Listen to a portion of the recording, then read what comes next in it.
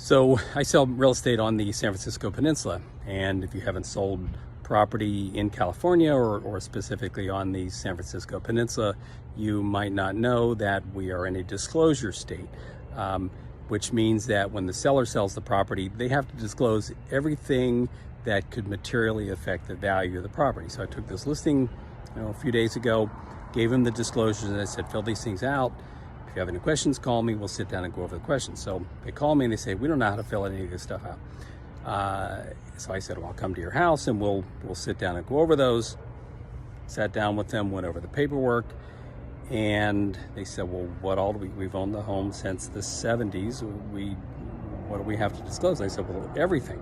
Just fill out whatever you can on these forms, and then if you've got any documentation for that, my office will scan them and make sure that those are included with your disclosures so that we've complied with the disclosure laws. Well, walked out of the house today, and I have in the back there, you can probably see it, it's one of these, the end of the year when you clean out your file cabinets, one of these Office Depot boxes that you get, it's absolutely jam-packed full of stuff. They kept every receipt. So obviously my two assistants are going to be going through that box over the weekend, scanning things and uploading it to the disclosure website. So anyways, just a little curiosity that most people don't know about real estate with the disclosure laws, that whatever we have to disclose to the buyer. So sometimes you get more documentation than you're expecting.